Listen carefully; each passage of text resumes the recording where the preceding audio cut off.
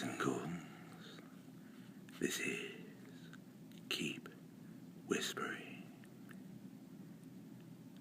coming to you with the second of my Halloween videos. One of the best aspects of Halloween and the Halloween season are the scary movies, of which I've always been a big fan.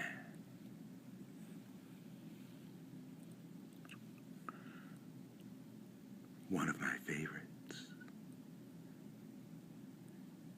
and there's no surprise here at all, is the original 1978 Halloween.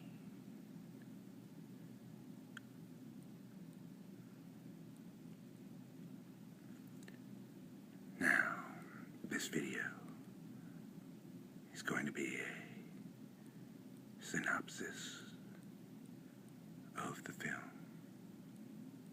So, if you've not seen it and don't want to know, this video is basically one big spoiler alert.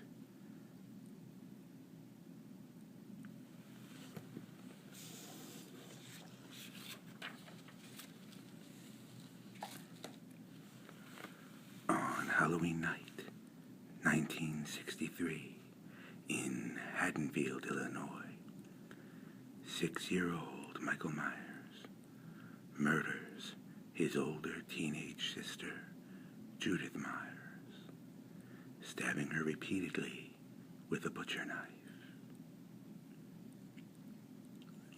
15 years later, on October 30th, 1978, Michael escapes the hospital in Smiths Grove, Illinois, where he has been committed since the murder, stealing the car that was to take him to a court hearing, the intention of which was for him to never be released.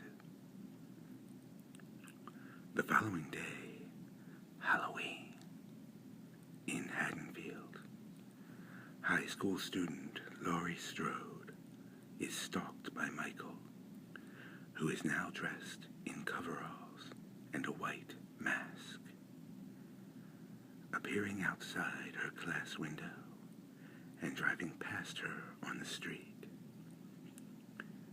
Informing her friends Annie and Linda, they dismiss her concerns.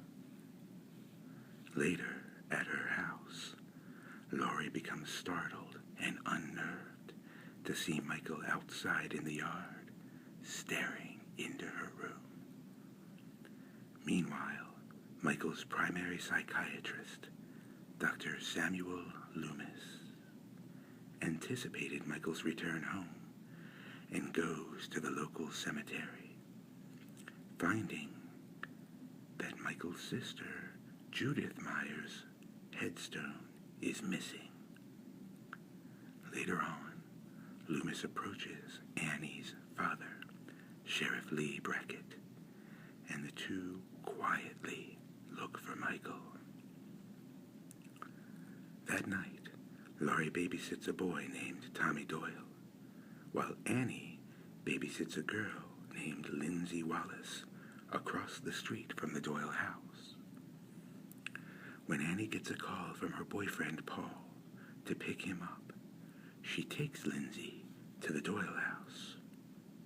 Annie gets in her car to pick up Paul, but has her throat slashed by Michael, who is hiding in the back seat of her car. At the Doyle house, while he plays hide-and-seek with Lindsay, Tommy spots Michael carrying Annie's body and tries to tell Laurie, who doesn't believe in any boogeyman, that Tommy says he saw. Later, Linda and her boyfriend Bob enter the Wallace house and head to the bedroom. While downstairs to get a beer for Linda, Michael impales Bob on the wall with a kitchen knife and heads upstairs, pretending to be Bob in ghost attire. Gaining no response from him, Linda suspects something is wrong and calls Laurie, just as Michael strangles her with the telephone cord. Feeling unsettled, Laurie puts the kids to bed and heads over to the Wallace house, only to find Annie's body with Judith Myers' missing headstone and Linda and Bob dead nearby. Suddenly, Laurie is attacked by Michael and falls backwards down the staircase. Fleeing the house, she screams for help, but to no avail. Running back to the Doyle house, she realizes she lost the keys and the door is locked. As she sees Michael approaching in the distance, Laurie panics and screams for Tommy to wake up and open the door quickly. Luckily, Tommy opens the door in time and lets Laurie inside. Laurie instructs the children to hide and then realizes the phone line is dead and that Michael has gotten into the house through a window. As she sits down in horror next to the couch, Michael appears and tries to stab her, but she counterattacks his move, stabbing him in the side of the neck with a lingering knitting needle. Believing he's dead, Laurie goes upstairs, telling Tommy and Lindsay that she killed the boogeyman, but Michael reappears in pursuit of her. Ordering the kids to hide and lock themselves in the bathroom, Laurie opens a window to feign escape and hides in a bedroom closet. Not gullible, Michael tears a hole in the closet door to get to her. However, Laurie frantically undoes a clothes hanger to stick Michael in the eye, causing him to drop his knife, which Laurie obtains to stab him. Michael collapses, and Laurie exits the closet carefully before urging the kids to go call for help. Dr. Loomis sees Tommy and Lindsay running away from the house and suspects Michael could be inside.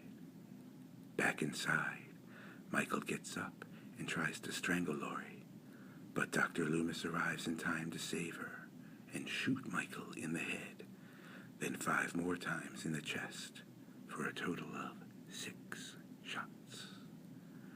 Michael falls from the second-story patio onto the lawn below. Laurie asks Loomis if it was the boogeyman, to which Loomis says it was. When Dr. Loomis looks over the balcony, he finds Michael's body is missing. With Laurie sobbing and Loomis gazing into the night, the movie ends, speculating Michael could be anywhere, with the sound of Michael's heavy breathing in the background. I highly recommend this movie if you haven't seen it. It has probably the best score that I've heard in a horror film. The character of Michael Myers is menacing, creepy. The white mask just gives this blank slate onto which you can project whatever you'd like. If you're not a fan of blood and gore, you're in luck.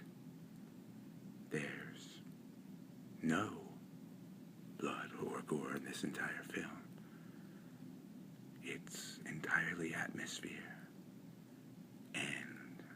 guess what you could call jump scares or boo scares. Anyway, I hope you enjoyed the video.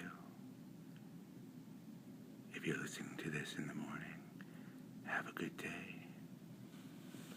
And if it's in the evening, pleasant